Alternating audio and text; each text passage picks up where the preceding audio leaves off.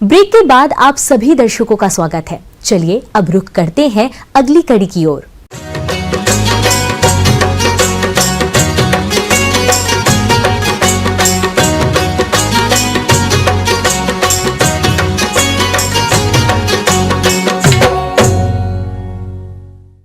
देश के बहुत से किसान भाई विभिन्न तरह की सब्जियों की खेती करके अपनी आर्थिक स्थिति मजबूत कर रहे हैं और आज हम आपको हिमाचल प्रदेश जिला सिरमौर के रहने वाले एक ऐसे ही प्रगतिशील किसान उदयराज शर्मा से मिलवाने जा रहे हैं जो अपने 1.5 बीघे में फ्रेंच बीन की खेती करके कम खर्च में अच्छी खासी आमदनी कमा रहे हैं। तो आइए मिलते हैं इन्हीं से और जानते हैं इनके अनुभवों को।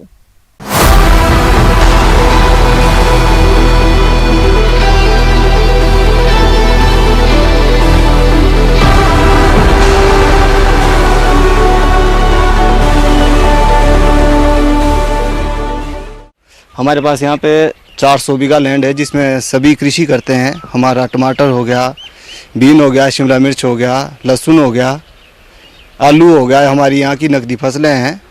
ये मैंने 1.5 बीघे में बीन लगाई है। एक खेत मेरा ये है। यहाँ पे मैंने साथ में ही पर बेल वाली भी लगाई है आधा किलो, और एक खेत में मैंने और लगाई है। इससे पहला जब ये बीन लगाई जाती है हमारे यहाँ पर, ये 15 फरवरी के आसपास में बीन लगाई जाती है। ये मैंने इसमें श्रिया लगाया है, साथ में मैंने बेल वाली भी वो भी मैंने लगाया अशोक का। मेरे पास 3 किलो बीन लगी कम से कम।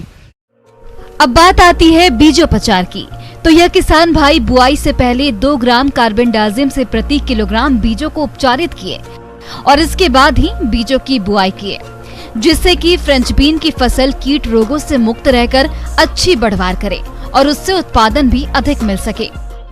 तो इसमें 2 फुट पे लाइन होगी इसकी, ठीक है, नाप के, और इसमें बीज डालेंगे। फिर बीज के ऊपर एक दवाई मिलती है, वो इसमें कीटनाशक होती है, वो इसमें करनी पड़ती है क्योंकि सर्दियाँ होती है, थोड़ा बीज जमने में दिक्कत करता है, इसलिए वो बीज से कीड़ा नहीं लगता है इसमें और इसमें 15 से 20 दिन इसको जर्मिनेशन में लग जाते हैं।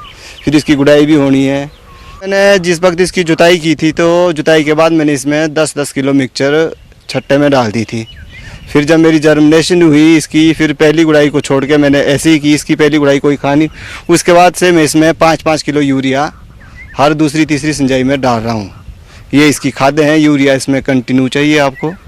हमारे पास यहाँ पे गवर्नमेंट की तरफ से सरकारी कूल है, वो बंदा है हमारा, डायरेक्ट नदी से जुड़ा हुआ है, ऐसा कुछ नहीं है।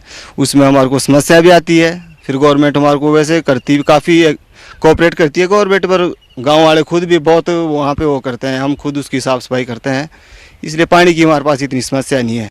इसमें माइट में भी हमारे को बहुत शिकायत आती है, माइट बहुत आती है इसमें। उसके लिए हमारे पास पैरामाइट की एक पेस्टिसाइड मिलती है, वो स्पेशल इसी के लिए होती है। उसके लिए आप कोई अदर दवाई नहीं कर सकते हैं, सिर्फ माइट के लिए माइट की होगी। सुंडी भी लगती है, उसके लिए भी अब अच्छी दवाइयाँ ही करनी पड़ती है क्योंकि सुंडी मरती नहीं है इतनी जल्दी। इसलिए हम आजकल ये आपकी कोराजन कर लेते हैं। इसमें चीज़ के नाम से कीटनाशक है, वो भी अच्छी है।